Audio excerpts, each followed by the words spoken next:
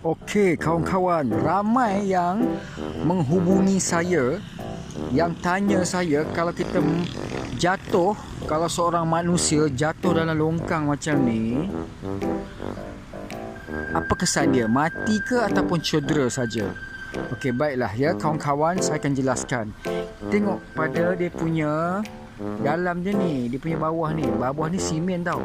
Jadi kalau simen, kalau kita jatuh daripada sini kita jatuh tersembam ke, terlentang ke, kalau kena kepala dulu, kalau di situ dia punya lantai dia simen, maknanya kita nak mati tu risiko dia 50 ataupun boleh lumpuh ya.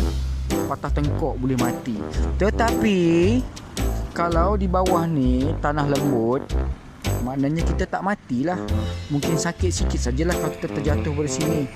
Jatuh, lepas tu kelepuk, jatuh kat sini, lepas tu kelepuk, jatuh kat situ. Dia tak mati.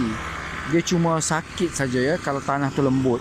Kalau itu adalah tanah liat lembut, melembut tidak akan sakit. Tapi kalau tanah ni simen, jatuh sini tergebuk, daripada sini jatuh, kena sini terbuk, jatuh sini, risiko nak mati tu tinggi tau.